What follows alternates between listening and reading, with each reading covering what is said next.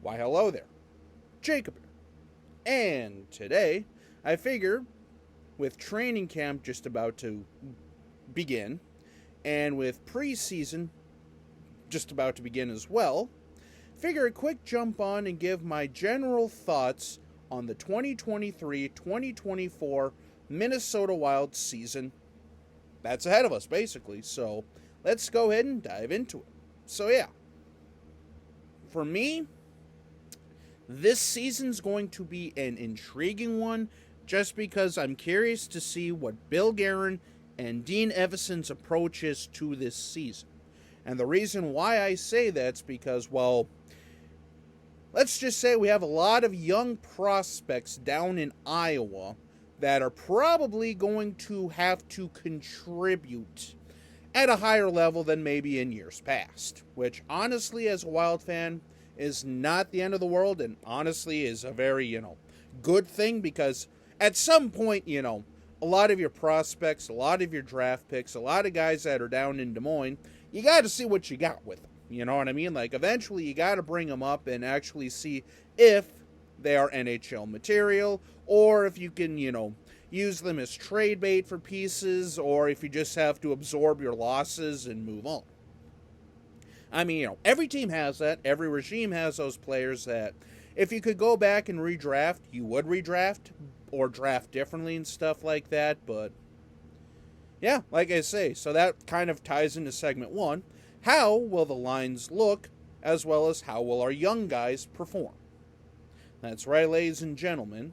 If we know anything about the Minnesota Wild, and if we know anything about, the future and stuff like that, there's a lot of intriguing pieces that I'm going to be taking a look at.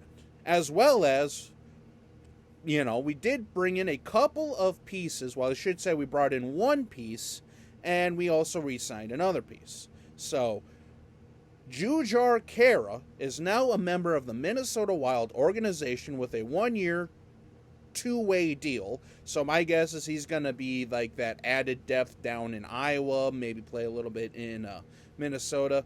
But yeah, with his time in Edmonton and places like that, he was decent, kind of like a bottom line guy, this, that, and the other thing. But I figure at this point, he just kind of seems like a camp body, or like basically a training camp body, preseason body, and potential AHL player.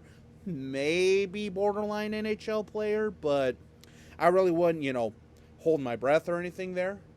So, yeah. And then also, Calen Addison has officially signed his RFA tender. So, yeah, I mean, that whole ordeal is officially done, and I still don't know how I feel about Addison. I still don't know if Guerin and Evason will use him, or if they'll utilize him as trade bait yet again, or whatnot, because I still don't know what the heck was going on with Calen Addison last year. I mean, you literally went out there and got John Klingberg, who literally does the exact same thing at like twice to three times the cap hit. Like, at what point do you just give up on a guy? And like, because now you're just kind of dragging him through the mud, really, for lack of a better term, unless they feel like, he can improve, or, he's matured a little bit more, because it sounds like, I remember saying this last year, it sounds like he potentially really wasn't 100% focused on hockey per se.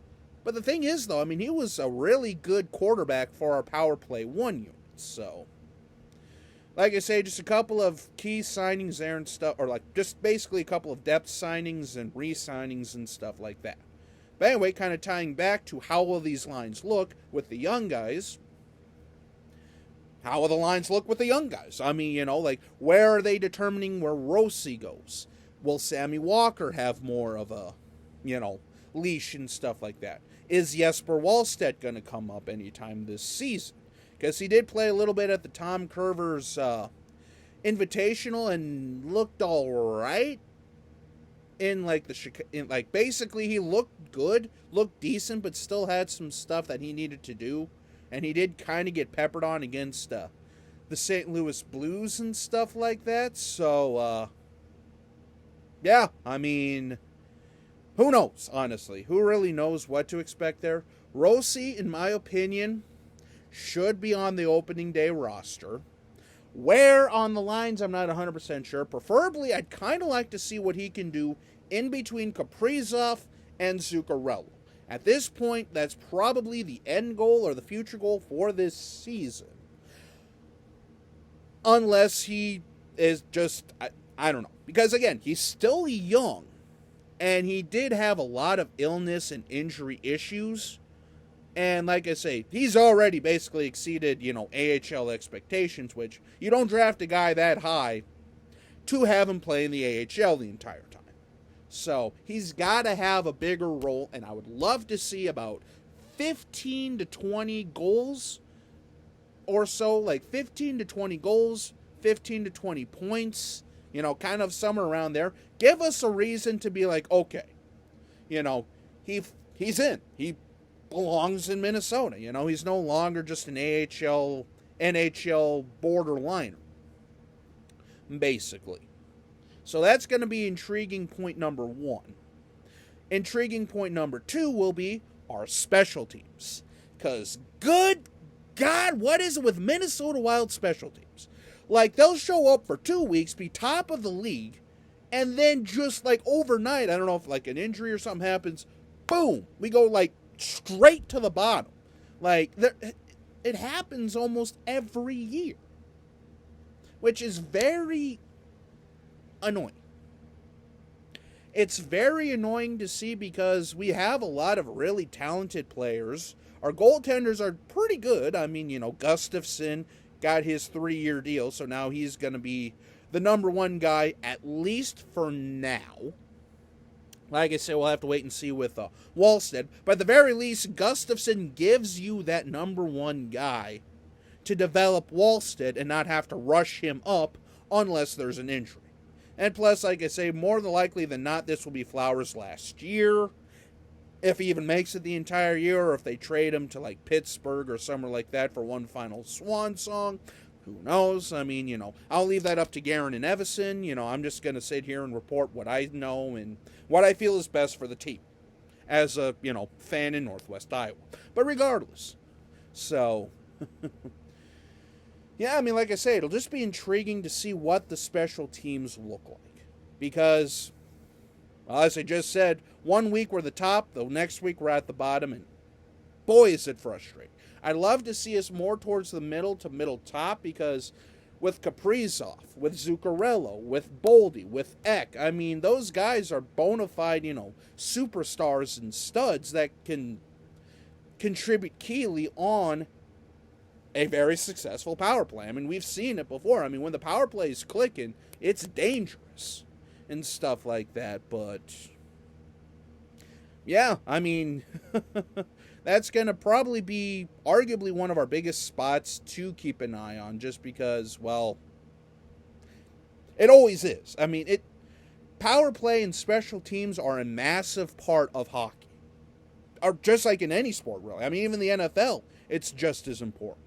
But hopefully we can be more consistent. Hopefully we can be at the top the entire year, get everything firing, get everything going, and just see where it goes. I mean, yeah. Because, kind of segueing into the last point I want to talk about here, which all contributes together here, like I say, how will the lines look with the youth? Where will we put some of these young guys? Will these young guys also be contributors on the special teams? Like a Boldy, like an Ek, like a Spurgeon, and guys like that. Will they be contributors, basically? And then also, how all that ties into the success of the 2023-24 Minnesota Wild. And what is the direction of the 23-24 Minnesota Wild? Like, again, going to those top two pieces will really determine, in my opinion, what the direction of the Wild are. Because remember, last year, we started out like absolute dog manure. Like just absolute Taco Bell at 3 o'clock in the morning diarrhea. It was bad. Like, I mean, we couldn't stop a goal to save our lives. I'm pretty sure I could have, I'm pretty sure they had me as a goaltender. Holy moly. I'm pretty sure Fleury for a while had a sub 800 save percentage. It was not good. Not good. But then they managed to get Ryan Reaves and then push forward to a successful regular season. But, I mean, the big thing is, with the regular season, basically, can we, with all the lulls and, like, the highs and the lows and stuff like that, can we have less lows and more highs? Can we keep going on winning streaks? Can we, just keep more of a consistent year, consistent flow? Because where the Wild always have issues is it's like right around like the league halfway point, like the All-Star breaks and stuff like that, where the Wild, are usually on a hot streak, get into the breaks and stuff like that, then come out and for about like 4 or 5 games, they just look flatter than a pancake. And it gets a little annoying and frustrating, especially, with a lot of other teams that come out of the gate hot, and especially a lot of teams that could potentially be playoff matchups, or it could be the difference between home ice advantage or this or that, or, there's just a lot on the line for being flat right out the gate. But yeah, I mean, the 2023-2024 Wild are still kind of at that teeter-totter point because, again, the Suter and Parise buyouts are still heavy on the boards for us. So we kind of have to, basically after this season going into next year, like when the cap goes up and stuff like that, that should help. And then eventually 25-26 when they're basically about $1 million or so, and then we can really, hit the ground running. I will say this, though.